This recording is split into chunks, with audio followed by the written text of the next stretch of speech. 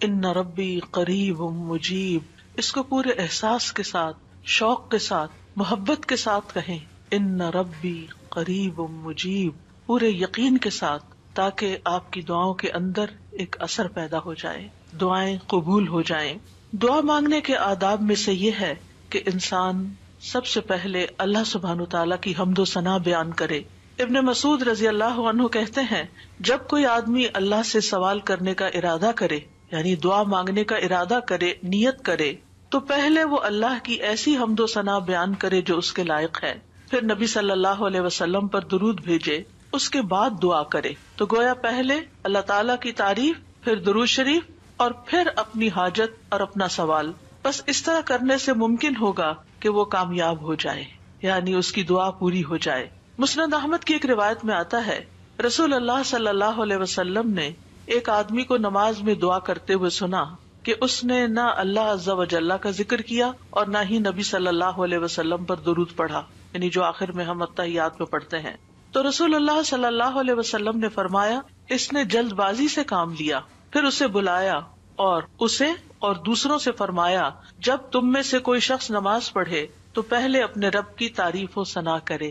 تو ہم نماز شروع کرتے ہیں اللہ اکبر کہہ کر، تو سب سے پہلے ہاتھ باندھ کر کیا کرتے ہیں؟ سبحانک اللہم و بحمدک و تبارک اسمک و تعالی جدک. اللہ تعالیٰ کی تسبیح بیان کرتے ہیں، حمد کرتے ہیں، اللہ تعالیٰ کی بڑائی بیان کرتے ہیں. اس کے بعد سورۃ الفاتحہ پڑھتے ہیں تو وہاں بھی اللہ تعالیٰ کی سب سے پہلے حمد و ثنا کرتے ہیں، اللہ تعالیٰ کی صفات کا ذکر کرتے ہیں، پھر اس کے بعد دعا مانگتے ہیں. اسی طرح جب ہم نماز کا اختتام کر رہے ہوتے ہیں تو نماز کے اختتام پر بھی اللہ تعالیٰ کی تعریف کے بعد پھر ہم درود شریف پڑھتے ہیں، اور نماز کے بالکل آخری حصے میں پھر جتنی چاہیں دعائیں مانگیں، پھر دعائیں قبول بھی ہوتی ہیں. تو یہ نماز کے اینڈ پر، یعنی پہلے حمد و ثنا، اللہ کا ذکر، تسبیحات جیسے رکوع میں تسبیح، اور پھر رکوع سے اٹھتے ہوئے اللہ تعالیٰ کی تعریف، اور پھر مختلف ارکان ادا کرتے ہوئے بار بار اللہ اکبر کا کہنا، اور پھر اس کے بعد یہ کہ جب سارے کام پورے ہو جاتے ہیں تو پھر اللہ تعالیٰ سے مانگا جاتا ہے کہ اللہ تعالیٰ تو ہمیں عطا کر. تو جس نے پہلے اپنے رب کی تعریف کی، پھر نبی صلی اللہ علیہ وسلم پر درود پڑھا اور پھر اس کے بعد دعا کی تو اس کی دعا قبول ہوگی. جہاں تک اللہ سبحانہ تعالیٰ کی تعریف کا، حمد و ثنا کا تعلق ہے، تو اس میں ہم قرآن مجید کی طرف اگر رجوع کریں تو سب سے بہترین ثنا اور دعا اور اللہ تعالیٰ کی تعریف کا آغاز سورۃ الفاتحہ سے ہوتا ہے. الحمد للہ رب العالمین الرحمن الرحیم مالک یوم الدین ایاک نعبد و ایاک نستعین اہدنا الصراط المستقیم صراط الذین انعمت علیہم غیر المغضوب علیہم ولا الضالین. سورۃ الفاتحہ اللہ تعالیٰ کی حمد و ثنا پر مشتمل سورت ہے.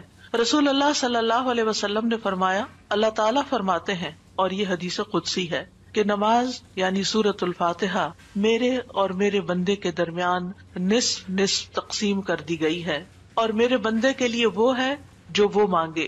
جب بندہ الحمد للہ رب العالمین کہتا ہے تو اللہ تعالیٰ فرماتے ہیں، میرے بندے نے میری حمد بیان کی. تو گویا سورۃ الفاتحہ میں سب سے پہلے ہم کیا کرتے ہیں؟ قرآن مجید کے آغاز میں الحمد للہ کہتے ہیں، تعریف سے بات شروع کرتے ہیں. پھر فرمایا، اور جب وہ الرحمن الرحیم کہتا ہے تو اللہ تعالیٰ فرماتا ہے، میرے بندے نے میری ثنا کی، یعنی میری تعریف بیان کی. اور جب وہ مالک یوم الدین کہتا ہے تو اللہ تعالیٰ فرماتے ہیں، میرے بندے نے میری بزرگی بیان کی، یا فرماتا ہے کہ میرے بندے نے اپنے کام میرے سپرد کر دیے. اور جب وہ ایاک نعبد و ایاک نستعین کہتا ہے تو اللہ تعالیٰ فرماتا ہے، یہ میرے اور میرے بندے کے درمیان ہے، اور میرے بندے کے لیے وہ ہے جو اس نے مانگا ہے، میرے بندے کے لیے وہ ہے جو اس نے مانگا ہے. تو گویا قرآن مجید کی پہلی سورت میں ہی ہمیں مانگنے کا ادب سکھا دیا گیا کہ مانگنے کے لیے سب سے پہلے اللہ تعالیٰ کی حمد و ثنا کرو، اللہ تعالیٰ کی تعریف بیان کرو، اور پھر ایاک نعبد یہ دعائے عبادت ہے، و ایاک نستعین دعائے مسئلہ ہے، جس میں ہم اللہ تعالیٰ سے مدد چاہتے ہیں زندگی کے تمام کاموں میں. اور پھر جب بندہ اہدنا الصراط المستقیم آخر تک کہتا ہے تو اللہ تعالیٰ فرماتا ہے، یہ میرے بندے کے لیے ہے، اور میرے بندے کے لیے وہ ہے جو اس نے مانگا. اور یہاں ایک اور بات قابل غور ہے کہ مانگنے کی چیزوں میں سب سے پہلی چیز ہدایت ہے، رہنمائی ہے، دین کے معاملات میں بھی، دنیا کے معاملات میں بھی. ہم ہر قدم پر اللہ تعالیٰ کی رہنمائی کے محتاج ہیں. ہم بہترین گائیڈنس وہیں سے لے سکتے ہیں. اور جب ہم دن کی ہر نماز کی ہر رکعت کے اندر اللہ تعالیٰ سے ہدایت مانگتے ہیں اور اللہ تعالیٰ ہماری دعا قبول کر کے ہماری رہنمائی کرتے ہیں، تو آپ سوچئے کہ زندگی کا یہ سفر کتنا خوبصورت ہو سکتا ہے، اور پھر اس کا اختتام کتنا خوبصورت ہو سکتا ہے، اور پھر اس کا انجام کتنا پیارا ہو سکتا ہے. لہٰذا اللہ تعالیٰ سے ہم سب ہدایت مانگتے رہیں. اور ویسے بھی آپ دیکھیں کہ سورۃ الفاتحہ پڑھنے کے بعد جو دعا کی جاتی ہے وہ دعا قبول ہوتی ہے، یعنی یہ قبولیت دعا کی بھی علامت ہے. ابن عباس کہتے ہیں کہ اس دوران کے جبریل علیہ السلام نبی صلی اللہ علیہ وسلم کے پاس بیٹھے ہوئے تھے کہ اچانک انہوں نے اوپر سے ایک آواز سنی تو آپ نے اپنا سر اٹھایا. جبریل علیہ السلام نے فرمایا کہ یہ آسمان کا ایک دروازہ ہے جسے صرف آج کے دن کھولا گیا ہے، اس سے پہلے کبھی نہیں کھولا گیا تھا. پھر اس سے ایک فرشتہ اترا تو جبریل علیہ السلام نے فرمایا یہ فرشتہ جو زمین کی طرف اترا ہے یہ آج سے پہلے کبھی نہیں اترا. پھر اس فرشتے نے سلام کیا اور کہا کہ آپ کو 2 نوروں کی خوشخبری ہے جو آپ کو دیے گئے اور آپ سے پہلے کسی نبی کو نہیں دیے گئے، ایک سورۃ الفاتحہ اور دوسری سورۃ البقرہ کی آخری 2 آیات. جب بھی آپ ان دونوں میں سے کوئی بھی دعائیہ جملے پڑھیں گے، یعنی اہدنا الصراط المستقیم اور وہاں پر آمن الرسول کے آخر میں جو دعائیں آتی ہیں، تو آپ کو مانگی ہوئی چیز ضرور عطا کر دی جائے گی. تو اس لیے سورۃ الفاتحہ پڑھ کے بھی آپ دعا شروع کر سکتے ہیں، اور اسی طرح آمن الرسول جب پڑھیں اس وقت کی دعائیں بھی توجہ سے، اور اس کے ساتھ مزید دعائیں بھی. یعنی یہ دعا تو ہم مانگیں گے ہی، اہدنا الصراط المستقیم. اور پھر آپ دیکھیے جب ہم پریشان ہوتے ہیں، ہم فکر مند ہوتے ہیں، ہم بیمار ہوتے ہیں، تو اس موقع پر بھی ہمیں رہنمائی کی ہی ضرورت ہوتی ہے کہ اب اس مسئلے کے حل کے لیے، اس بیماری کے علاج کے لیے، اس مشکل سے نکلنے کے لیے ہم کیا کریں. پھر اللہ تعالیٰ رستہ دکھا دیتا ہے اور ہم اس رستے کو اختیار کرتے ہیں اور اس مشکل سے باہر آ جاتے ہیں. تو اس لیے انسان کو ان دونوں چیزوں پر پورا اعتماد ہونا چاہیے. اور پھر آپ دیکھیے کہ حمد ہوتی کیا ہے. حمد اصل میں اللہ تعالیٰ کی تعریف کے لیے لفظ استعمال ہو رہا ہے یہاں پر، یعنی محبت اور تعظیم کے ساتھ اللہ تعالیٰ کا کامل وصف بیان کرنا، اللہ تعالیٰ کی تعریف بیان کرنا. کیونکہ اللہ تعالیٰ اپنی ذات، اپنی صفات، اپنے افعال، یہ 3 لفظ یاد رکھیے گا، اپنی ذات، اپنی صفات اور اپنے افعال یعنی کاموں میں کامل ہے، پرفیکٹ ہے. اس کے علاوہ کوئی اور ایسا نہیں کہ جس کے اندر کمال ہو. یہ کمال صرف اللہ تعالیٰ کے لیے ہے. اس لیے تعریف بھی اللہ ہی کی. وَلِلَّهِ الْحَمْدُ رَبِّ السَّمَاوَاتِ وَرَبِّ الْأَرْضِ رَبِّ الْعَالَمِينَ، کہ سب تعریف اللہ ہی کے لیے ہے جو آسمانوں کا رب ہے، زمین کا رب ہے اور سارے جہان والوں کا رب ہے. کیونکہ اسی نے سب کو پیدا کیا، زمین و آسمان اور جو کچھ ان کے بیچ میں ہے. اور پھر یہ کہ ہر نعمت جو ہمیں ملی اسی کی طرف سے، سب چیزوں کو پیدا کرنے والا خالق وہ، ہمارا بھی خالق وہ، اور پھر اس کے بعد ہمارا مالک بھی وہ، ہمارا رازق بھی وہ. جو کچھ بھی ہمارے پاس ہے، وَمَا بِكُم مِّن نِّعْمَةٍ فَمِنَ اللَّهِ، اسی کی طرف سے ہے. اس لیے سب تعریف بھی اسی کی. جب سب کچھ دیا اس نے تو پھر شکر بھی اسی کا ادا کرنا چاہیے.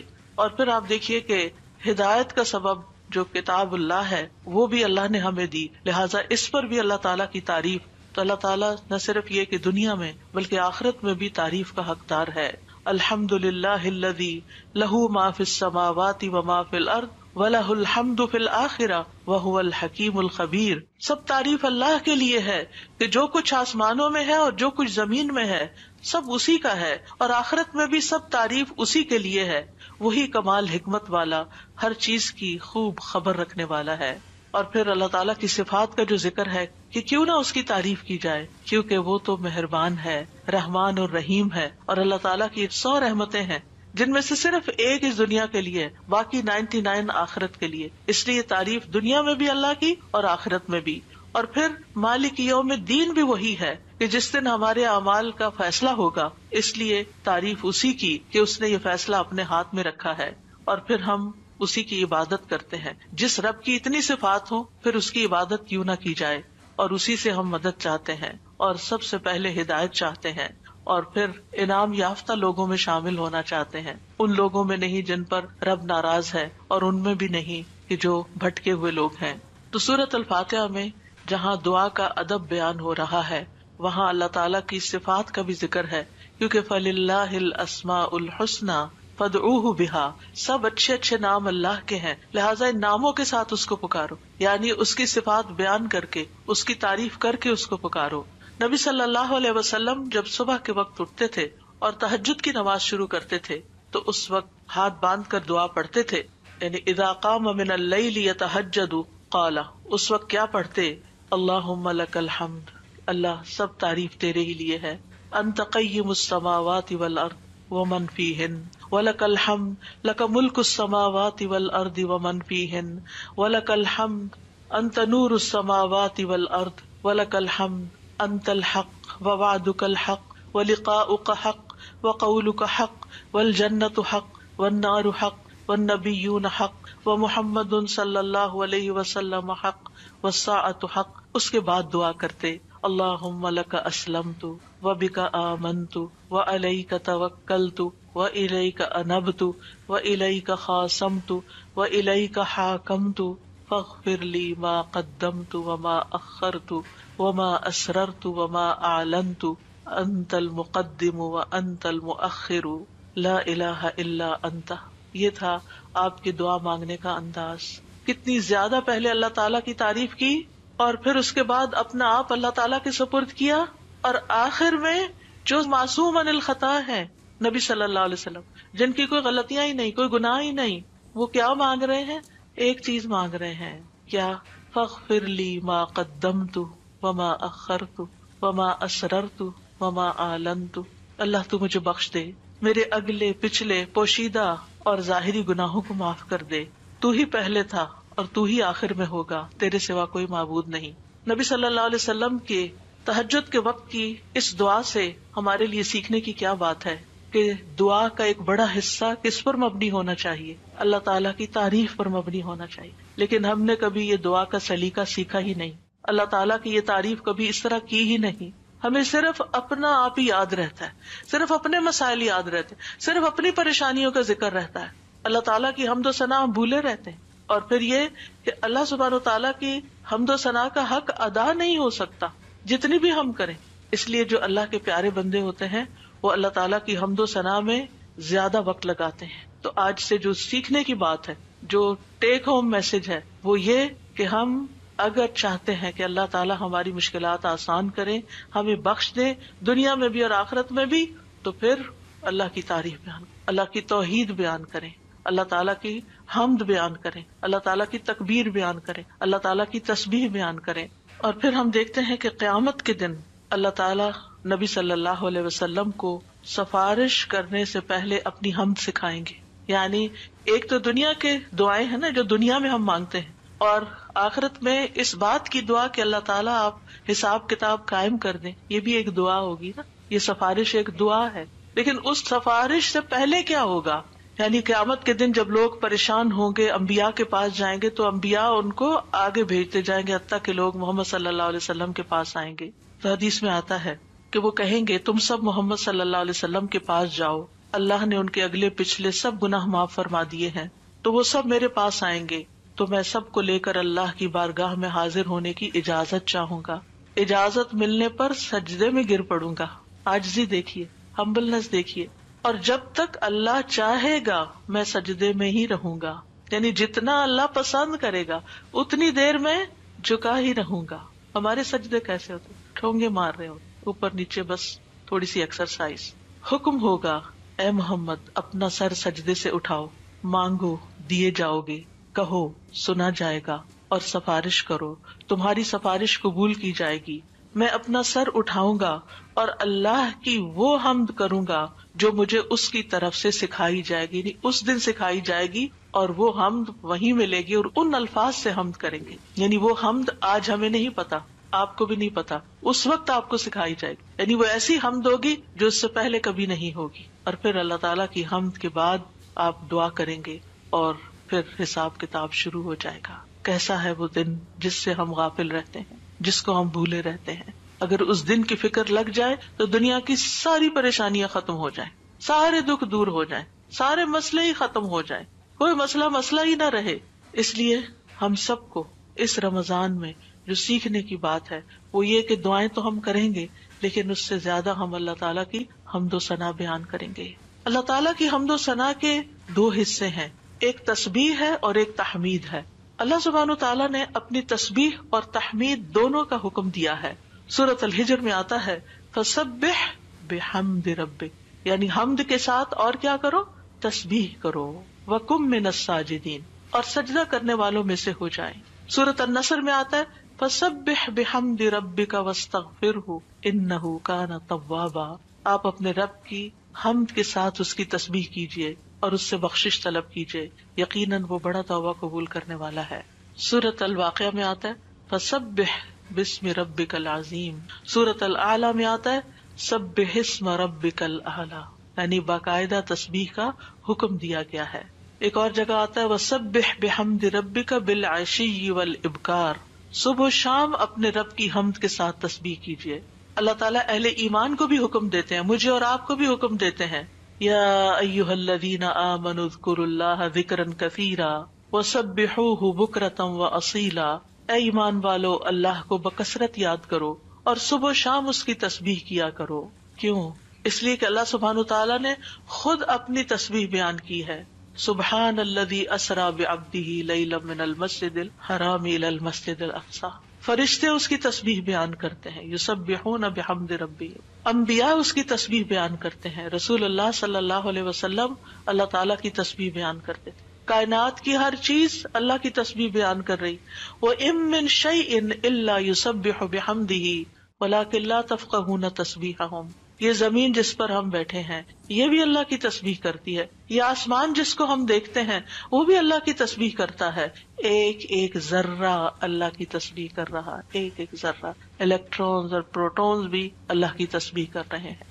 ہر چیز اللہ کی تسبیح میں ہے، اور اہل ایمان بھی اللہ کی تسبیح کرتے ہیں. پھر ہم تسبیح کیوں نہ کریں؟ کیا چیز ہمیں روکے ہوئے ہے؟ کس وجہ سے ہم تسبیح میں کوتاہی کرتے ہیں؟ ایک اور جگہ پر آتا ہے تسبح لہ السماوات السبع والارض ومن فیہن. ساتوں آسمان اور زمین اس کی تسبیح کرتے ہیں اور جو بھی ان میں ہے. پرندے بھی اللہ کی تسبیح بیان کرتے ہیں، بجلی کی کڑک بھی اللہ کی تسبیح بیان کرتی ہے. داؤد علیہ السلام کے ساتھ پہاڑ اور پرندے بھی تسبیح کیا کرتے تھے، فرشتے بھی تسبیح کرتے ہیں، اور حاملین عرش اللہ سبحانہ تعالیٰ کی ہر وقت تسبیح و تحمید میں لگے رہتے ہیں.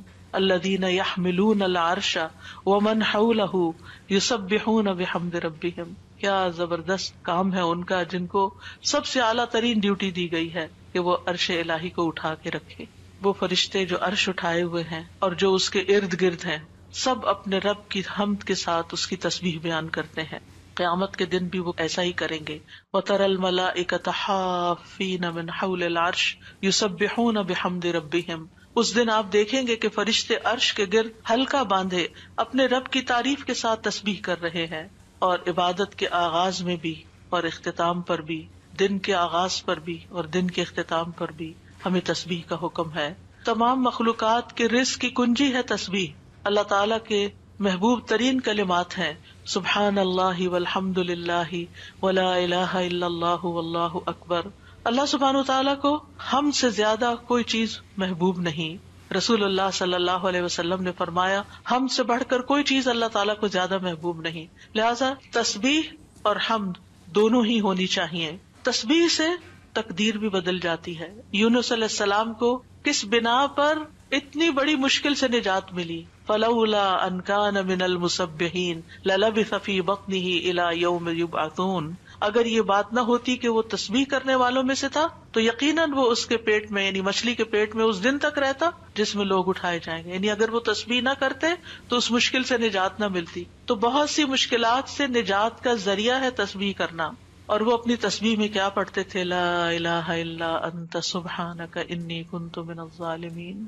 یہ تسبیح دل کی گھٹن اور سینے کی تنگی کا علاج بھی ہے. جب حالات مشکل ہو جائیں، دل غم سے بھر جائیں، سینے کے اندر گھٹن محسوس ہونے لگے، کوئی چیز اچھی نہ لگے تو تسبیح شروع کر دیں. لوگوں کی باتیں آپ کو پریشان کریں تو تسبیح شروع کر دیں. وَلَقَدْ نَعْلَمُ أَنَّكَ يَضِيقُ صَدْرُكَ بِمَا يَقُولُونَ فَسَبِّحْ بِحَمْدِ رَبِّكَ وَكُن مِّنَ السَّاجِدِينَ وَاعْبُدْ رَبَّكَ حَتَّى يَأْتِيَكَ الْيَقِينُ. ہم جانتے ہیں کہ بے شک آپ کا سینہ اس سے تنگ ہوتا ہے جو باتیں وہ کرتے ہیں. اور ایسا ہوتا ہے، ہم سب کے ساتھ بھی ہوتا ہے کہ خاص طور پر ہمارے دین کے رستے پر آنے کی وجہ سے جب لوگ باتیں کرتے تو ہمیں پریشانی لاحق ہوتی. لوگوں کی باتیں ہرٹ کرتی ہیں. تو اس کا علاج کیا ہے؟ اس کا علاج اپنے آپ کو ڈیفینڈ کرنا نہیں ہے، اپنی صفائیاں بیان کرنا نہیں ہے، جواباً اٹیک کرنا نہیں ہے. بد اخلاقی کے جواب میں بد اخلاقی کوئی نیکی نہیں ہوتی. اس کے جواب میں اپنے رب کی طرف رجوع کرنا ہے، اس کی تسبیح کرنی. اللہ تو پاک ہے، میں تو گناہگار ہوں. مجھ پہ اگر لوگ باتیں کرتے بھی ہیں تو میرا قصور ہو سکتا ہے، لیکن ساری پاکی تو تیرے ہی لیے ہے، ساری تعریف تو تیرے ہی لیے ہے. اور پھر سجدوں کی کثرت. پھر اسی طرح اگر انسان کے اندر بخل کے جذبات ہو، کچھ خرچ کرنے کو دل نہ چاہتا ہو، خوف آتا ہو، رات کا خوف ہو، دشمن کا خوف ہو، ڈر لگے، تو ایسی صورت میں بھی انسان کو تسبیح پڑھنی چاہیے. سبحان اللہ والحمد للہ ولا الہ الا اللہ واللہ اکبر. اور ویسے بھی ایک دفعہ سبحان اللہ اور الحمد للہ کہنے سے زمین و آسمان بھر جاتا ہے. اتنا بڑا اجر و ثواب ہے اس کا، یعنی معمولی چیز نہیں ہے. رسول اللہ صلی اللہ علیہ وسلم نے فرمایا، اور سبحان اللہ اور الحمد للہ کہنے سے زمین و آسمان کی درمیانی فضا بھر جاتی ہے. گناہ جتنے بھی ہوں تسبیح اور تحمید کہنے سے معاف ہو جاتے ہیں. عرش الہی کے گرد بھی ان کلمات کی بھنبھناہٹ ہوتی ہے، یعنی وہاں بھی تسبیح پڑھی جاتی ہے. تسبیح پڑھنے والوں کے چہروں پر رونق آ جاتی ہے، حمد سے خیر و برکات نصیب ہوتی ہیں. امام ابن قیم کہتے ہیں، جو ہمیشہ تسبیح کرتا ہے اس کے چہرے کے خطوط چمک اٹھتے ہیں، یعنی اس کا چہرہ روشن ہو جاتا ہے. اور جو ہمیشہ حمد پڑھتا ہے اس کے اوپر مسلسل خیرات و برکات اترتی رہتی ہیں. تو دونوں چیزیں مل جائیں تو چہرے کی رونق بھی ملے گی اور اس کے ساتھ ساتھ اللہ تعالیٰ کی طرف سے رحمتیں بھی آئیں گی. اور فرمایا، جو ہمیشہ استغفار کرتا رہتا ہے اس کے لیے بند دروازے کھل جاتے ہیں. جن چیزوں میں رکاوٹ آئی ہوئی ہوتی، ہم اکثر شکایت کرتے رہتے ہیں اس چیز میں بندش ہے، اس میں بندش ہے. ان ساری بندشوں کا علاج تسبیح و تحمید میں ہے، لیکن ہم بھولے رہتے ہیں. ہم صرف پریشان رہتے ہیں اور پریشان ہو کر ذکر کرنا بھی بھول جاتے ہیں. اور یہ تو دنیا کے فائدے ہیں نا، لیکن قیامت کے دن میزان میں یہ کلمات بہت بھاری ہوں گے. آپ صلی اللہ علیہ وسلم نے ایک موقع پر اپنے ہاتھ سے 5 کا اشارہ کیا کہ یہ میزان میں بہت بھاری ہوں گے. کس قدر بھاری ہوں گے؟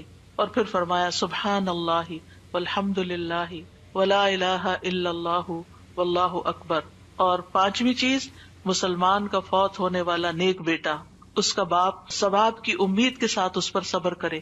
تو یہ 5ویں چیز ہے. یعنی اگر کسی والد یا والدہ یا والدین دونوں کا جوان بیٹا فوت ہو جائے اور وہ نیک بھی ہو، جس سے یہ توقع ہو کہ ہمارے مرنے کے بعد وہ ہمارے لیے دعائیں کرے گا، لیکن انسان اللہ کی خاطر صبر کر لیتا ہے، تو یہ صبر میزان میں بہت زیادہ وزنی ہو جائے گا. اور قیامت کے دن سب سے زیادہ بہترین بندے وہ ہوں گے جو دنیا میں سب سے زیادہ حمد کرنے والے ہوں گے.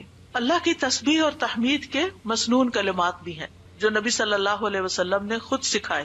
آپ صرف اتنا بھی پڑھ سکتے ہیں، سبحان اللہ سبحان اللہ سبحان اللہ. آپ نے دیکھا ہوگا کچھ لوگوں کی گفتگو کا تکیہ کلام ہوتا ہے سبحان اللہ، اور دوسری بات میں وہ سبحان اللہ کہہ رہے ہوتے ہیں. اور خاص طور پر سبحان اللہ سورج طلوع ہونے اور غروب ہونے سے پہلے 100 بار پڑھا جائے تو یہ 100 اونٹوں سے زیادہ بہتر ہے. پھر اسی طرح سبحان اللہ کا مطلب کیا ہے کہ اللہ تعالیٰ پاک ہے. کس چیز سے؟ ہر نقص سے اور ہر عیب سے، ہر شبیہ سے، ہر مثیل سے. نہ کوئی اس جیسا ہے، نہ کوئی اس کی مثال ہے، یعنی ہر ایک میں نقص ہے، صرف اللہ ہی کامل ہے. تو اس کے کمال کی وجہ سے، یعنی وہ کامل ذات ہے، اس کے اندر کسی قسم کی کوئی کمی نہیں، کوئی عیب نہیں، کوئی خرابی نہیں، کوئی نقص نہیں. تو ہم جب کہتے ہیں سبحان اللہ تو اللہ تعالیٰ کو ہر طرح کے نقص سے پاک قرار دیتے ہیں، اور اس کے کمال میں بھی کوئی نقص نہیں، یعنی اللہ سبحانہ تعالیٰ میں کوئی عیب نہیں. اور پھر یہ کہ وہ کامل ہے اور اس کے کمال میں کوئی کمی نہیں، کچھ بھی کمی نہیں. یہ بھی تسبیح کا معنی ہوتا ہے. اور پھر یہ کہ اللہ سبحانہ تعالیٰ ہر کمی سے، کوتاہی سے، اور ان سارے جھوٹے خیالات اور گمانوں سے جو لوگ اس کے بارے میں رکھتے ہیں، ان سب سے پاک ہے. اور اللہ سبحانہ تعالیٰ کی طرف ہم کوئی شر بھی منسوب نہیں کرتے. اللہ تعالیٰ ہر طرح کے شر سے بھی پاک ہے. تو یہ اللہ تعالیٰ کی بڑائی کا ایک کلمہ ہے. ایک شخص نے حضرت علی رضی اللہ عنہ سے پوچھا کہ سبحان اللہ کیا ہے؟ انہوں نے کہا یہ اللہ کی بڑائی کی تعظیم ہے. سبحان اللہ کلمہ توحید بھی ہے، ایمان کا رکن بھی ہے. ابن قیم کہتے ہیں تسبیح اللہ سبحانہ تعالیٰ کی ثنا اور تعریف ہے. یہ تعظیم، پاکیزگی اور تنزیہ پر مشتمل ہے. فرشتے مسلسل اس کی تسبیح کرتے ہیں، رکتے ہی نہیں. تمام کائنات، حیوانات، جمادات، نباتات، ریت کے ذرات، پانی کے قطرے، ہوائیں، بجلیاں، ہر چیز اس کی تسبیح کر رہی ہے. اور یہ تسبیح دنیا کی زندگی ختم ہونے سے ختم نہیں ہو جائے گی. جب قیامت آئے گی تو ہر چیز ٹوٹ پھوٹ جائے گی نا، یہ کائنات اس طرح نہیں رہے گی جیسے ہے، لیکن تسبیح ختم نہیں ہوگی، وہ پھر بھی جاری رہے گی. اور مومن جب جنت میں پہنچیں گے تو ان کا ذکر کیا ہوگا؟ تسبیح ہی ہوگی، اللہ تعالیٰ کی حمد و ثنا ہی ہوگی. تو نماز بھی اللہ کے لیے ہوتی ہے، دعا بھی اللہ تعالیٰ سے کی جاتی ہے، اسی طرح تسبیح بھی صرف اللہ کی ہوتی ہے. آپ کسی انسان کی تسبیح نہیں کر سکتے. وہ کہتے ہیں نا تم کس کی تسبیح پڑھ رہے ہو، کسی کی بھی نہیں پڑھنی چاہیے، کیونکہ کوئی پاک ہے ہی نہیں، ہم سب خطا کار ہیں، ہم سب سے غلطیاں ہوتی ہیں. تو اس لیے یہ بھی صرف اور صرف خالصتاً اللہ کے لیے. اور کلمہ سبحان جو ہے یہ اللہ کے سوا کسی کے لیے نہیں بولا جا سکتا. یہ نام بھی نہیں رکھنا چاہیے بچوں کا. اگر کوئی بھول کے رکھ چکا ہے تو اس کو تھوڑا سا آلٹر کر لے، سبحان رکھ لیں، ٹھیک ہے. سبحان نام نہیں رکھتے، یہ نام میں نے سنا تھا کہیں کسی نے رکھا ہوا تھا. تو سبحان جو ہے یہ یعنی ہر عیب سے پاک، یہ کیسے ہو سکتا ہے؟ کوئی صرف اللہ تعالیٰ ہی کی صفت ہے. تو اس لیے اللہ تعالیٰ ہی پاک ہے اور اس کے سوا کسی کی پاکی بیان نہیں کی جا سکتی کہ وہ بالکل پاک انسان ہے، پیور ہے. نہیں، سب کے اندر کوئی نہ کوئی کمی بیشی ہوتی ہے. تسبیح کے دوسرے مسنون الفاظ ہیں سبحان اللہ و بحمدہ. اس میں سبحان اللہ کے ساتھ حمد کا بھی ذکر کر دیا گیا.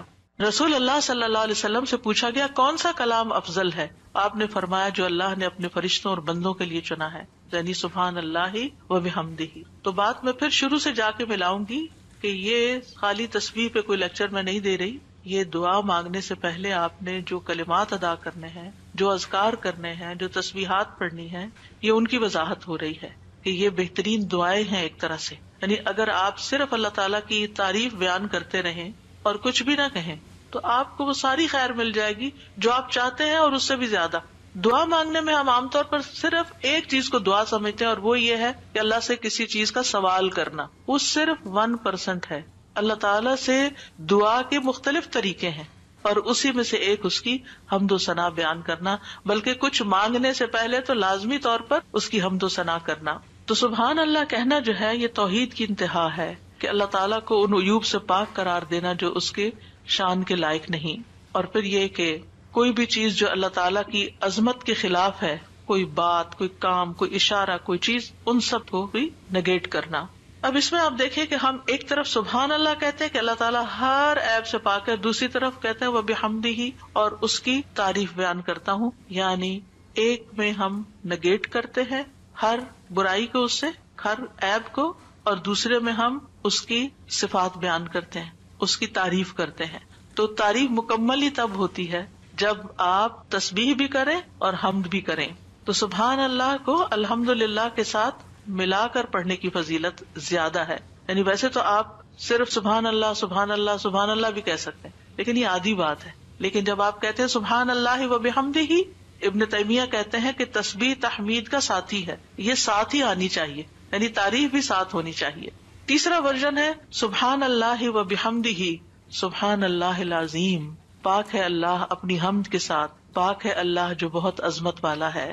رسول اللہ صلی اللہ علیہ وسلم نے فرمایا 2 کلمے ایسے ہیں جو زبان پر ہلکے ہیں، میزان میں بہت بھاری ہیں اور رحمان کو بہت محبوب ہیں، اور وہ ہیں سبحان اللہ و بحمدہ سبحان اللہ العظیم. اور اس میں بھی ہم دیکھتے ہیں کہ اللہ تعالیٰ کی پاکی بھی بیان ہو رہی ہے، تعریف بھی ہو رہی ہے، اور اس کی عظمت کا بھی بیان ہے. یہاں ایک اور چیز کا اضافہ ہو گیا، یعنی وہ اتنا عظیم ہے کہ ہماری عقل اس تک پہنچ ہی نہیں سکتی، ہم اس کی عظمت کا احاطہ ہی نہیں کر سکتے. ابن جریر کہتے ہیں العظیم سے مراد وہ ہستی ہے جس کی مخلوق تعظیم بجا لاتی ہے، اس سے ہیبت رکھتی ہے، اس سے ڈرتی ہے. ہم یہ کیوں کہتے ہیں سبحان اللہ العظیم؟ اللہ تعالیٰ کے تو بہت سے نام ہیں، بہت سی صفات ہیں. یہ اصل میں ہم اپنی کم مائگی کا اعتراف کر رہے ہوتے ہیں کہ اللہ آپ اتنے بڑے ہیں کہ ہم تو آپ کی تعریف کا حق ہی ادا نہیں کر سکتے. اور یہ ایک حقیقت ہے، ہم حق ادا نہیں کر سکتے. ہم اللہ تعالیٰ کی عظمت کو پا ہی نہیں سکتے، وہ ہمارے گمان سے کہیں بڑا ہے. یعنی جتنا بڑا آپ اس کو خیال کریں وہ اس سے بھی آگے. وہ اپنی ذات میں بھی عظیم ہے اور اپنی صفات میں بھی عظیم ہے. پھر ایک اور ورژن ہے سبحان اللہ والحمد للہ ولا الہ الا اللہ واللہ اکبر. اللہ پاک ہے، اسی کی تعریف ہے، اس کے علاوہ کوئی معبود نہیں ہے اور اللہ سب سے بڑا ہے. نبی صلی اللہ علیہ وسلم نے فرمایا جب تم سبحان اللہ کہو گے تو اللہ تعالیٰ کہے گا تم نے سچ کہا. جب تم الحمدللہ کہو گے تو اللہ تعالیٰ فرمائے گا تم نے سچ کہا. جب تم لا الہ الا اللہ کہو گے تو اللہ تعالیٰ فرمائے گا تم نے سچ کہا. جب تم اللہ اکبر کہو گے تو اللہ تعالیٰ فرمائے گا تم نے سچ کہا. لیکن ہم نے کبھی آج تک سوچا کہ ہم جو کہہ رہے ہیں اللہ تعالیٰ کیا جواب دے رہے ہیں؟ سبحان اللہ والحمدللہ ولا الہ الا اللہ واللہ اکبر.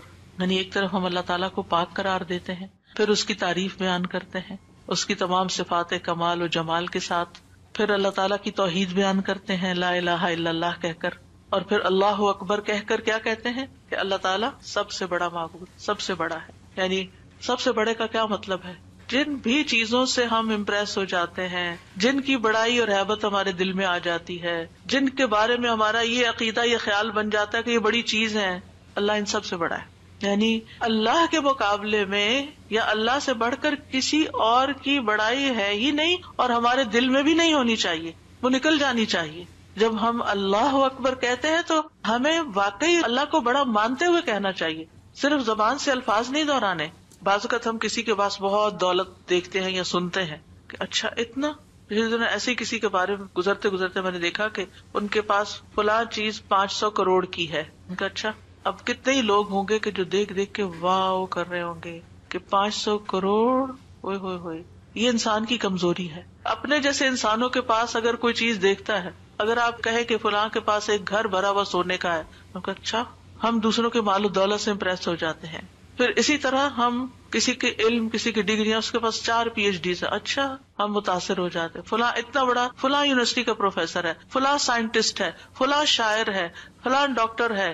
کسی بھی مجلس میں بیٹھ کے آپ لوگوں کی گفتگو کو دیکھیں کہ لوگوں کی بڑائی سے ان کے دل کتنے بھرے ہوئے ہوتے ہیں اور ان کی باتوں کو کتنے غور سے سنتے ہیں. پھر کیا ہم واقعی اللہ تعالیٰ کو بھی ایسی اہمیت دیتے ہیں اور اسی عظمت کے احساس کے ساتھ ہم اللہ تعالیٰ کی تعریف کر رہے ہوتے ہیں، یہ صرف الفاظ دہرا رہے ہوتے ہیں؟ تو اللہ سبحانہ تعالیٰ سب عقل رکھنے والوں سے بڑی عقل رکھتا ہے، سب حکمت والوں سے بڑا حکیم ہے، سب رزق رکھنے والوں سے بڑا رازق ہے، غنی ہے، القدیر ہے، العزیز ہے، الرحیم ہے. پھر ایک اور ورژن ہے تسبیح کا، سبحان اللہ و بحمدہ استغفر اللہ و اتوب الیہ. میرے خیال ہے ایک ہمارا کارڈ بھی ہے تسبیحات کا، اویلیبل ہے الحمدللہ. تو آپ یہ کارڈ ضرور لے لیجئے، اور اس کارڈ سے کم از کم یہ سارے ورژنز آپ کو انشاءاللہ مل جائیں گے کہ مختلف الفاظ میں ہم اللہ تعالیٰ کی تسبیح کرتے رہیں جو ہمیں رسول اللہ صلی اللہ علیہ وسلم نے سکھائے ہیں. ہمیں وہ پتہ ہونے چاہیے. اگر ہمیں یاد نہیں، ہمیں سیکوینس نہیں معلوم، سیکوینس تو ہم نے خود ہی بنایا ہے، یعنی ہم پھر مس کر جاتے ہیں نا جب کوئی چیز رینڈملی پڑھ رہے ہوتے ہیں ادھر ادھر سے. لیکن جب ایک چیز آپ کے سامنے ہوگی تو اس کو بھی اس طرح نہیں پڑھنا کہ بس ایک پنجسورہ کی طرح بس آپ اس کو ایک وظیفے کی کتاب بنا لیں. اس کو بھی ٹھہر ٹھہر کے پڑھنا ہے، محسوس کر کر کے پڑھنا ہے کہ اللہ واقعی بڑا ہے. تو 5واں جو ورژن ہے وہ ہے سبحان اللہ و بحمدہ استغفر اللہ و اتوب الیہ. میں اللہ کی پاکیزگی بیان کرتا ہوں اس کی حمد کے ساتھ، میں اللہ سے بخشش کا طلبگار ہوں اور اسی کی طرف رجوع کرتا ہوں. حضرت عائشہ کہتی ہیں کہ رسول اللہ صلی اللہ علیہ وسلم کثرت سے یہ فرمایا کرتے تھے سبحان اللہ و بحمدہ استغفر اللہ و اتوب الیہ. حضرت عائشہ کہتی ہے میں نے پوچھا اے اللہ کے رسول میں آپ کو دیکھتی ہوں آپ بکثرت یہ پڑھتے رہتے ہیں، تو آپ نے فرمایا میرے رب نے مجھے خبر دی ہے کہ میں جلد ہی اپنی امت میں ایک نشانی دیکھوں گا، اور جب میں اس کو دیکھ لوں تو بکثرت کہوں. یعنی اللہ تعالیٰ کی طرف سے مجھے حکم ملا ہے، وہ نشانی میں دیکھ چکا ہوں. اذا جاء نصر اللہ والفتح ورأیت الناس يدخلون فی دین اللہ افواجا فسبح بحمد ربک واستغفرہ. اب یہاں ایک اور چیز کا اضافہ ہو، تسبیح بھی، حمد بھی، اور پھر استغفار بھی. اور اسی پر وہ آیت بھی ہے فاستغفروہ ثم توبوا الیہ ان ربی قریب مجیب. تو اللہ تعالیٰ کی حمد و ثنا کے ساتھ ہمیں استغفار بھی کرنا چاہیے، ساری مشکلات انشاءاللہ آسان ہو جائیں گی. 6 تسبیح سبحان اللہ و بحمدہ عدد خلقہ ورضا نفسہ وزنۃ عرشہ ومداد کلماتہ. پاکیزگی ہے اللہ کی اس کی تعریفوں کے ساتھ، اس قدر جتنی کہ اس کی مخلوق ہے، اتنی کہ وہ اس سے راضی ہو جائے، اور اس کے عرش کے وزن کے برابر، اور اس قدر جتنی کہ اس کے کلمات کی روشنائی ہے. رسول اللہ صلی اللہ علیہ وسلم حضرت جبیریہ کے پاس سے نکلتے ہیں صبح کی نماز ادا کرنے کے لیے. وہ اپنی جائے نماز پر بیٹھی ہوئی تھی، پھر دن چڑھے واپس انہی کے پاس تشریف لاتے ہیں، وہ وہیں بیٹھی ہوئی تھی. آپ نے فرمایا جس وقت میں تمہارے پاس سے گیا ہوں تم اسی طرح بیٹھی ہو. انہوں نے عرض کیا جی ہاں. نبی صلی اللہ علیہ وسلم نے فرمایا میں نے تمہارے بعد ایسے 4 کلمات 3 بار کہے ہیں کہ اگر تمہارے آج کے کہے ہوئے کلمات کو ان کے ساتھ وزن کیا جائے تو ان کلمات کا وزن زیادہ ہوگا، اور وہ ہیں سبحان اللہ و بحمدہ عدد خلقہ و رضا نفسہ و زنۃ عرشہ و مداد کلماتہ. اللہ سبحانہ وتعالیٰ کی حمد و ثنا، سبحان اللہ و بحمدہ، تسبیح حمد کے ساتھ کتنی دفعہ؟ عدد خلقہ، اس کی مخلوقات کی تعداد کے برابر، یعنی جتنی بھی اللہ کی مخلوقات ہیں آپ جانتے ہیں کتنی؟ گن سکتے ہیں؟ گن ہی نہیں سکتے. اگر ہم صرف اپنی انگلی کا ایک پور لگائیں مٹی کے اوپر اور اس کے ساتھ جتنے ذرات آئے ہم وہ بھی نہیں گن سکتے، ہم وہ بھی نہیں گن سکتے. اور ہر ذرے کے اندر، ہر ایٹم کے اندر پھر الیکٹران پروٹون وغیرہ جو کچھ ہے اس کو گننا چاہیں تو گن ہی نہیں سکتے، ہم نہیں گن سکتے. وما یعلم جنود ربک الا ھو، صرف وہی جانتا ہے تعداد مخلوقات کی. یہ ستارے، یہ سیارے، یہ گیلیکسیز، یہ زمین، یہ آسمان، یہ سمندر، یہ پہاڑ، ہم تو اس پوری کائنات میں صرف ایک ڈاٹ کے اوپر بیٹھے ہوئے ہیں، اور اس زمین کے اندر جو کچھ ہم اس کو بھی نہیں گن سکتے. کہاں یہ کہ باقی کتنی مخلوقات ہیں. تو اس کا یہ مطلب نہیں کہ میں ایک دفعہ سبحان اللہ کہتا ہوں تو اتنی دفعہ ہو جاتا ہے میرا، یہ نہیں ہے اس کا مطلب. اس کا مطلب یہ ہے کہ اللہ سبحانہ وتعالیٰ کی اتنی زیادہ تعریف ہے، وہ اتنی تعریف کے لائق ہے، یعنی وہ اتنی تعریف ڈیزرو کرتا ہے جتنی مخلوقات کی تعداد. اور آپ کو معلوم ہے وَإِن مِّن شَيْءٍ إِلَّا يُسَبِّحُ بِحَمْدِهِ، کوئی چیز ایسی نہیں جو اس کی تسبیح نہ کر رہی ہو. تو سبحان اللہ و بحمدہ عدد خلقہ، یعنی ان ساری مخلوقات کے ساتھ میں بھی شریک ہو رہا ہوں جو اللہ کی تسبیح میں لگی. ایک ایک ذرہ اللہ کی تسبیح کر رہا ہے. اس کے لیے تو نہ کوئی کاؤنٹ ہے، نہ نمبر ہے، گن ہی نہیں سکتے. ہم 100 دانوں کی تسبیح لے کے خوش ہو جاتے ہیں، ہم تسبیح کر رہے ہیں. ایک 100 دفعہ پڑھ لینا کوئی، 100 دفعہ پڑھ لیا، اپنے آپ کو ہی تسلی دے دیتے ہیں. اس کو کیا پرواہ ہماری 100 دفعہ کی اگر ہم خلوص کے ساتھ نہیں پڑھتے. اس کی تو پوری کائنات اور کائنات کی ہر چیز. آپ ذرا باہر نکلے آج اور جب ڈرائیو کر کے جا رہے ہوں تو دائیں بائیں درختوں کو دیکھیں، پتوں کو دیکھیں، چڑیوں کو دیکھیں. آج صبح اتفاق سے پھر سنو پڑنے لگی تو میں ونڈو سے جب دیکھنے لگی تو پہلا خیال مجھے یہ آیا، یا اللہ اچھی خاصی پڑھ رہی تھی، اتنے اس کے فلیکس ہیں، یہ سارے تسبیح کرتے ہوئے گر رہے ہیں، سجدے میں پڑھ رہے ہیں، حکم مانتے چلے جا رہے مانتے، اور جب تک اللہ کا حکم ہوگا برسیں گے، اور پھر جب ختم ہو جائے گا بس ختم ہو جائیں گے. اور تھوڑی دیر کے بعد ان کا وجود بھی ختم ہو گیا. یعنی انہوں نے اپنے حصے کی تسبیح کر لی. جتنی دیر میں پیدا ہوئے تھے، جتنی دیر میں ختم ہوئے، اپنی تسبیح کرتے کرتے گئے، آغاز سے انتہا تک. بارش کے قطرے، ہوائیں، اڑتے پتے، یعنی کوئی انتہا ہی نہیں. ہے تو بہت معمولی مثال ہے، اگر انسان غور کرنا شروع کرے تو کوئی اس کی انتہا نہیں. عدد خلقہ، دل بھر کے کہا کریں عدد خلقہ، اور اپنے امیجنیشن کو بڑھائیں. پھر آپ دیکھیں گے کہ آپ کے اندر اللہ کی محبت کیسی آئے گی. تو جس کی تسبیح، جس کی تعریف اتنی کائنات کر رہی، اگر میں نے کوتاہی کی تو سراسر میرا ہی نقصان ہے، اس کا کچھ نہیں بگڑے گا. اس کو پرواہ ہی نہیں ہے میں کرتی ہوں یا نہیں، اس کو نہیں پرواہ. ہاں اگر میں دل سے کرتی ہوں اور محبت سے کرتی ہوں تو وہ بڑا ہی قدردان ہے. اور اس میں آپ دیکھیں کہ مخلوقات کی صرف ایک قسم مراد نہیں ہے، جن، انسان، فرشتے، چھوٹے بڑے، جانور، حیوان، پرند چرند، سب کے سب. پھر اس کے بعد ورضا نفسی ہی، اور اس کے نفس کی رضا کے مطابق، یعنی جس سے وہ راضی ہو جائے، جتنی اس کے نفس کی رضا ہے، جتنی اللہ تعالیٰ اپنی ذات کے لیے تسبیح کو پسند کرتا ہے. یعنی میرے پاس تو الفاظ ہی نہیں، کیونکہ اللہ کی رضا کیا ہے؟ ورضوان اللہ اکبر، سب سے بڑی چیز ہے اللہ کی رضا. یا انسانیوں کا کہ میں اللہ کی تسبیح کر رہی ہوں حتیٰ کہ وہ راضی ہو جائے، اور پھر اس کے بعد بھی تسبیح کر رہی ہوں، اس کے بعد بھی حمد ہے، وہ مجھ سے راضی بھی ہو جائے پھر بھی میں مزید کروں گی. یہ نہیں کہ میرا ایم یہ ہے کہ بس اللہ کو راضی کرنا ہے اور راضی ہو گیا بس میرا کام ختم. نہیں، اس سے زیادہ، اس سے آگے. وزنۃ عرشہ، اس کے عرش کے وزن کے برابر، یعنی میں اتنی حمد اور تسبیح بیان کر رہی ہوں جتنا عرش کا وزن ہے. عرش ساری مخلوقات میں سے سب سے بڑی چیز ہے. وَهُوَ رَبُّ الْعَرْشِ الْعَظِيمِ. ابو ذر کہتے ہیں نبی صلی اللہ علیہ وسلم نے فرمایا، اے ابو ذر، کرسی کے مقابلے میں 7 آسمان اس طرح ہیں جیسے بیابان زمین میں کوئی چھلا پڑا ہوا ہو. پھر کرسی کے مقابلے میں عرش کا حجم اتنا ہے جیسے اس چھلے کے مقابلے میں بیابان کا وجود ہے. سبحان اللہ. اگر کرسی جو وسع کرسیہ السماوات والارض ہے، اس کی حیثیت اتنی ہے عرش کے سامنے جیسے زمین و آسمان کی کرسی کے سامنے، تو پھر عرش کتنا بڑا ہوگا. اور آپ کو معلوم ہے کہ اس کی مقدار کو اللہ کے سوا کوئی نہیں جانتا. تمام مخلوقات سے اونچا ہے وہ، یعنی مخلوقات کے بعد جو ہے وہ آسمان ہے، اور آسمان کے بعد جنت کے 100 درجے ہیں، اور ہر درجے کا درمیانی فاصلہ جو ہے وہ اتنا ہی ہے جیسے زمین اور آسمان کے بیچ کا فاصلہ. اور جنت الفردوس کی چھت کے اوپر عرش ہے.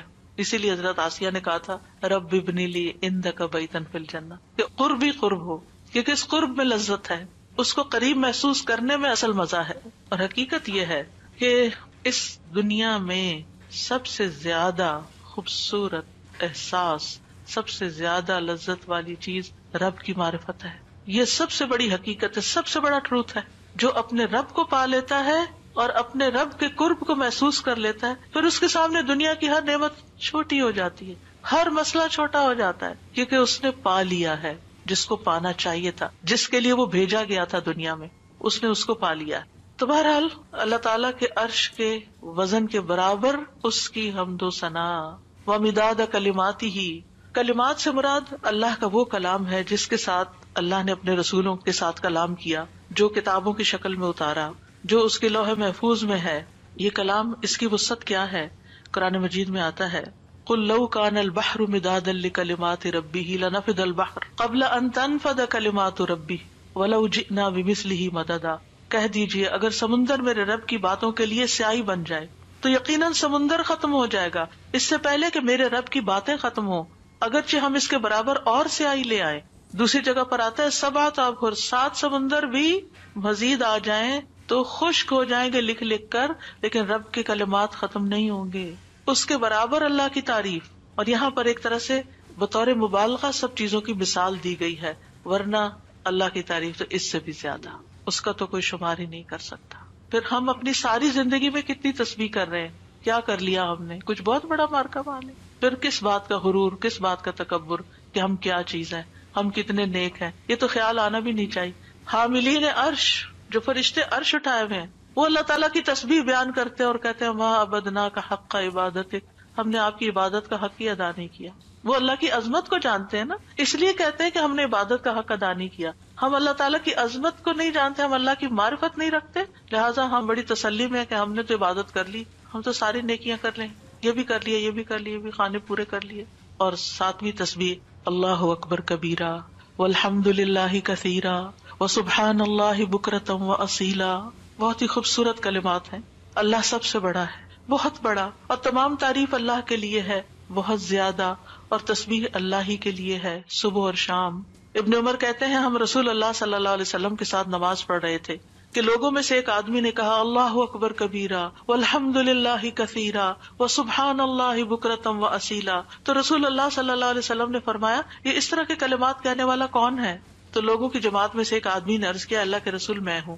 آپ نے فرمایا کہ مجھے تعجب ہوا کہ اس کے لیے آسمان کے دروازے کھول دیے گئے، یعنی ان کلمات کے لیے جس محبت اور شوق سے اس نے پڑھے. ابن عمر کہتے ہیں میں نے ان کلمات کو پھر کبھی بھی نہیں چھوڑا. افسوس کہ ہمیں زندگی میں بڑی دیر سے پتہ چلا ہے، اور جو ہم نے دعائیں رٹی ہوئی ہیں نا ان کو ہم آٹو پہ لگا کے شروع کر دیتے ہیں اور بھول جاتے ہیں کہ ہم بھی اللہ اکبر کہہ کے سب سے پہلے ہاتھ باندھ کر اللہ کی تکبیر بیان کریں. لیکن انشاءاللہ اگر کوشش جاری رہی تو عادت بھی ہو جائے گی. وہ کہتے ہیں جب سے میں نے رسول اللہ صلی اللہ علیہ وسلم سے یہ بات سنی کہ اس کے لیے آسمان کے دروازے کھول دیے گئے، میں نے اس کو چھوڑا ہی نہیں، اور ہم نے کبھی اس کو پڑھا ہی نہیں. علم ہونے اور نہ ہونے میں بہت بڑا فرق ہے. ہم 2-4 باتیں جان لیتے ہیں تو ہم سمجھتے ہیں ہم نے سب کچھ سیکھ لیا، اور کیا سیکھنا ہے، اس کی ضرورت محسوس نہیں کرتے. بہرحال اس میں اللہ تعالیٰ کی بہت زیادہ بڑائی کا اظہار ہے، اس کی تعظیم ہے، اس کی بہت زیادہ تعریف ہے، اور اس کی تسبیح ہے صبح و شام. پھر 8ویں تسبیح سبحانک اللہم وبحمدک وتبارک اسمک وتعالی جدک ولا الہ غیرک. اے اللہ تو پاک ہے اپنی تعریف کے ساتھ، تیرا نام بڑی برکت والا ہے، تیری بزرگی بلند و برتر ہے، تیرے علاوہ کوئی الہ نہیں. رسول اللہ صلی اللہ علیہ وسلم نے فرمایا بے شک اللہ کو سب سے زیادہ محبوب کلام یہ ہے کہ بندہ یوں کہے سبحانک اللہم وبحمدک وتبارک اسمک وتعالی جدک ولا الہ غیرک. اور اس میں اللہ تعالیٰ کے نام کی خیر و برکت کا ذکر بھی ہے. تبارک اسمک. 9ویں تسبیح سبحان اللہ لا شریک لہ لہ الملک ولہ الحمد وہو علی کل شیء قدیر لا حول ولا قوۃ الا باللہ سبحان اللہ وبحمدہ. ابو ذر کہتے ہیں آپ صلی اللہ علیہ وسلم نے فرمایا اللہ کے نزدیک محبوب ترین کلام یہ ہے. 10ویں تعریف اللہم لک الحمد کلہ وَإِلَيْكَ يَرْجِعُ الْأَمْرُ كُلُّهُ، اے اللہ تیری ہی لیے سب تعریف ہے اور تیری ہی طرف سب کام لوٹتے ہیں۔ ایک اعرابی نے کہا کہ مجھے کوئی دعا سکھا دے جس سے مجھے فائدہ پہنچے، تو آپ نے اس کو یہ دعا سکھا دی، اللہم لک الحمد کلہ، ساری ہی تعریف تیرے لیے، وإلیک یرجع الامر کلہ، سارے معاملات تیرے ہی حضور پیش ہوتے ہیں، یعنی تعریف کا حقدار بھی تو ہی ہے، اور اس کے بعد یہ کہ ہمارے اعمال ہوں یا کام ہوں یا جو بھی معاملات ہوں سب کے سب تیرے ہی پاس جا رہے ہیں۔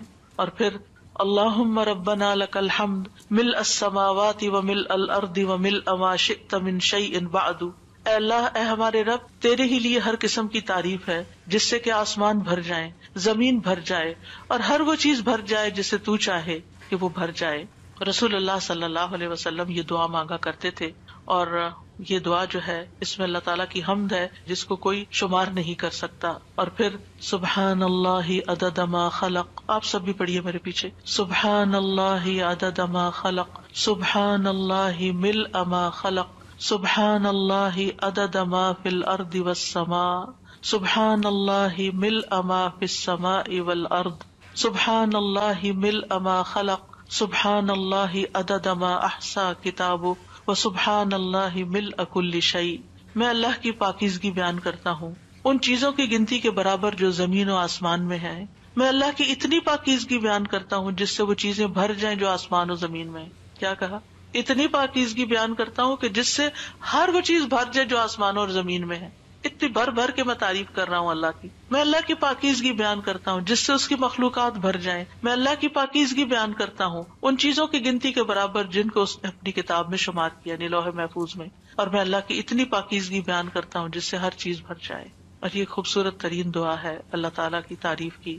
12ویں تعریف ہے یا بدیع السماوات یا حی یا قیوم انی اسألک، اے آسمانوں کو پیدا کرنے والے، اے زندہ اور قائم رہنے والے، بے شک میں تجھ سے سوال کرتا ہوں۔ اب سوال پہ آ رہے ہیں کہ میں تجھی سے مانگتا ہوں، یعنی جس نے ہر چیز کو پیدا کیا، آسمانوں اور زمین کو نئے سرے سے پیدا کیا، وہ کچھ بھی کر سکتا ہے، اس کے لیے کوئی چیز بھی مشکل نہیں۔ اور پھر اس میں اللہ تعالیٰ کے اور ناموں کا بھی واسطہ ہے، الحی، القیوم کا بھی۔ 13ویں تعریف، اللہم انی اسألک انی اشہد انک انت اللہ لا الہ الا انت الاحد الصمد الذی لم یلد ولم یولد ولم یکن لہ کفوا احد۔ اے اللہ، بے شک میں تجھ سے سوال کرتا ہوں، بے شک میں گواہی دیتا ہوں کہ یقیناً تو ہی اللہ ہے، تیرے سوا کوئی الہ نہیں، تو ایک ہے، بے نیاز ہے، ایسی ذات ہے جس نے کسی کو جنم نہیں دیا، اور نہ ہی تو جنم دیا گیا ہے، اور نہ ہی اس کا کوئی ہمسر ہے، اور نہ ہی وہ جنم دیا گیا، اور نہ ہی اس کا کوئی ہمسر ہے۔ یہ وہ کلمات ہیں کہ جن کے بارے میں آپ صلی اللہ علیہ وسلم نے فرمایا، تم نے اللہ سے اس کا وہ نام لے کر مانگا ہے کہ جب اس کے اس نام کے ساتھ سوال کیا جاتا ہے تو وہ عطا کرتا ہے، یعنی وہ دیتا ہے تمہیں، اور جب اس کے ساتھ دعا کی جاتی ہے تو قبول فرماتا ہے۔ اور پھر 14ویں تعریف، اللہم انی اسألک بأن لک الحمد لا الہ الا انت وحدک لا شریک لک المنان بدیع السماوات والارض ذی الجلال والاکرام۔ اے اللہ، میں تجھ سے مانگتا ہوں، یعنی پہلے تعریف کر لی ساری، پھر آخر میں سوال کر لیا، اللہ تجھ سے مانگتا ہوں اس وسیلے سے کہ ساری ہم تیرے لیے ہے، تیرے سوا کوئی اور معبود نہیں، تو اکیلا ہے، تیرا کوئی شریک نہیں، اے بہت زیادہ احسان کرنے والے اور آسمانوں اور زمین کو پیدا کرنے والے، جلال اور اکرام والے۔ نبی صلی اللہ علیہ وسلم نے ایک بار ایک آدمی کو اس طرح دعا کرتے ہوئے دیکھا تو آپ نے فرمایا، یقیناً تو نے اللہ سے اس کے اسم اعظم کے ذریعے دعا مانگی ہے، جب اس کے ذریعے دعا مانگی جائے تو اللہ اسے ضرور قبول کرتا ہے، اور جب اس کے ذریعے سوال کیا جائے تو ضرور عطا کرتا ہے۔ تو دعا کرنے سے پہلے حمد و ثنا کرنی چاہیے۔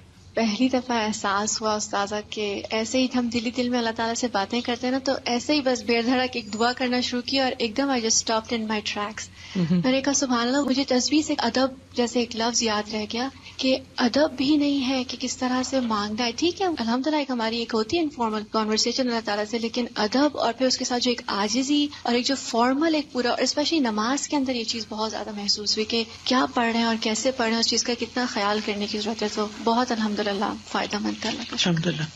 السلام علیکم سلام۔ یہ سوچتے کہ پھر گھوم کے بعد یہ تھے کہ ہم صرف اپنے بارے میں سوچتے نا کہ وی وانٹ دس، اور اللہ سبحانہ تعالیٰ کی تعریف جب کرنے کی بات ہوتی ہے تو پھر ہم یعنی اللہ سبحانہ تعالیٰ کی حمد و ثنا جو ہے وہ ایک طرح سے اللہ تعالیٰ کا شکر بھی ہے نا، ان ساری نعمتوں پر جو اس نے پہلے سے ہمیں دے رکھی ہیں، زندگی کی نعمت، آزادی کی نعمت، رزق کی نعمت، اولاد کی نعمت، بے شمار نعمتیں. وَإِن تَعُدُّوا نِعْمَتَ اللَّهِ لَا تُحْصُوهَا. وہ نعمتیں بھول کر پھر کوئی اور چیز چاہیے تو ایسے ہی بے ڈھنگے لوگوں کی طرح ہمیں یہ چاہیے، ہمیں یہ چاہیے، ہمیں یہ چاہیے. اونلی فوکسنگ ہم نیڈ پہ کر رہے ہوتے ہیں. اس کو آپ محسوس کریں نا کہ جیسے آپ کے بچوں کے پاس الحمدللہ دنیا کی ہر نعمت ہے، لیکن اس پر وہ آپ کا کوئی شکریہ ادا کیے بغیر یا کوئی اطاعت یا فرمانبرداری یا ایک محبت کا اظہار کیے بغیر پھر ان کو کوئی مطلب پیش آ جاتا ہے تو پھر وہ کہتے ہیں ہمیں یہ چاہیے. تو کیسا لگتا ہے؟ چاہے اپنے بچے ہوں، کیسا محسوس ہوتا ہے کہ ان کو ذرا احساس نہیں کہ ہم نے ان کے ساتھ کیسے کیسے احسانات کیے ہوئے ہیں، اور ان کو صرف اس وقت ہماری یاد آتی ہے جب ان کو کوئی ضرورت پڑتی ہے، اس کے بغیر یہ ہمیں یاد بھی نہیں کرتے. ہمارا تو اس سے بھی برا حال ہے.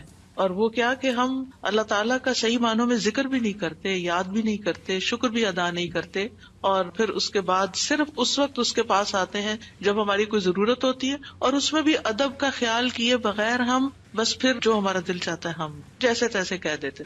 وہ پھر بھی سن لیتا ہے، پھر بھی عطا کرتا ہے، کیونکہ ان ربی رحیم ودود، اللہ مہربان بھی ہے، بڑی محبت کرنے والا بھی ہے. جہاں وہ قریب اور مجیب ہے وہ رحیم اور ودود بھی ہے. سادہ جی جب ہم اللہ تعالیٰ کی حمد و ثنا کرتے ہیں تو وی فیل سو کلوز ٹو اللہ سبحانہ تعالیٰ. ایسے فیلنگ نہیں آتی جب تک اللہ تعالیٰ کو سمجھے نہ، ان کی تعریف نہ کریں اللہ تعالیٰ کی. بالکل. استاذہ جی مجھے تو بس یہی ہو رہا تھا سن کے، وما قدر اللہ کا قدری. کتنی دفعہ ہم نے مسبحات بھی پڑھی اور تدبر کے ساتھ بھی پڑھی، لیکن مجھے لگ رہا تھا کہ ہمیں ہر وقت ریمائنڈرز کی ضرورت ہے، جسے ہم بھول جاتے ہیں بار بار بار بار، اور اتنے اندر تک جیسے ایک جھنجھوڑ سی نہیں ہو گئی کہ اللہ کی تسبیح تو ہر مخلوق اس کی کر رہی ہے اور کتنی کنٹینیوس کر رہی ہے. ہم پھر بھول جاتے ہیں، پھر تھوڑا سا کرتے ہیں، پھر کہتے ہیں ہمارا اب یہ بس یہ ٹائم ہے تسبیح کا، حالانکہ تسبیح بس ہمارا یہ ٹارگیٹ ہے، بس اتنی کر لی اور پھر فارغ. ٹائم مقرر کر ہم تو گن گن کے دیتے ہیں. اللہ سبحانہ و تعالیٰ ہمیں ان گنت نعمتوں سے نوازتا ہے. کچھ وہ ہیں جن کو ہم جانتے ہیں اور زیادہ تر تو وہ ہیں جن کو ہم جانتے بھی نہیں ہیں، تو ان کو ایکنالج بھی نہیں کرتے. جی استاذہ، پہلی دفعہ مجھے حمد اور تسبیح کا مطلب جو فرق تھا نا وہ سمجھ میں آیا. آج تک کبھی غور ہی نہیں کیا تھا کہ تسبیح پڑھتے ہوئے بس تسبیح تسبیح کر رہے ہوتے تھے، لیکن تسبیح کا مطلب کہ اللہ کو ہر عیب سے پاک کرنا اور حمد پھر اس کی تعریف کرنا، مطلب یہ بات مجھے واقعی پہلی دفعہ سمجھ آئی. اور اب الحمدللہ تسبیح کرتے ہوئے اور حمد کرتے ہوئے پتہ چلتا ہے، فرق محسوس ہوتا ہے کہ یہ کیا مانگ رہے ہیں ہم. الحمدللہ. وہ ایک ہوتا ہے نا تزکیہ، اور پھر ہوتا ہے تحلیہ. تزکیہ ہوتا ہے کسی چیز کو پاک صاف کرنا، اور تحلیہ ہوتا ہے اس کو بیوٹیفائی کرنا. تو اللہ سبحانہ وتعالیٰ کو ہم ہر عیب سے پاک قرار دیتے ہیں. ہم اس بات کا اظہار کرتے ہیں کہ اس کے اندر کوئی عیب، کوئی کمی، کوئی نقص، کسی قسم کی اس کے کمال میں بھی کوئی کمی. ایک تو ویسے کوئی عیب نہیں، اور ایک ہی اتنا پرفیکٹ ہے کہ اس پرفیکشن میں کوئی کمی نہیں ہے، یعنی کہیں سے بھی کم نہیں ہے. اور پھر اس کے بعد ہم یعنی پھر تعریف بیان کرتے ہیں، پھر تحلیہ. سبحانک اللہم و بحمدک اشہد ان لا الہ الا انت استغفرک و اتوب الیک. یہ بھی ایک تسبیح ہے. السلام علیکم و رحمۃ اللہ وبرکاتہ.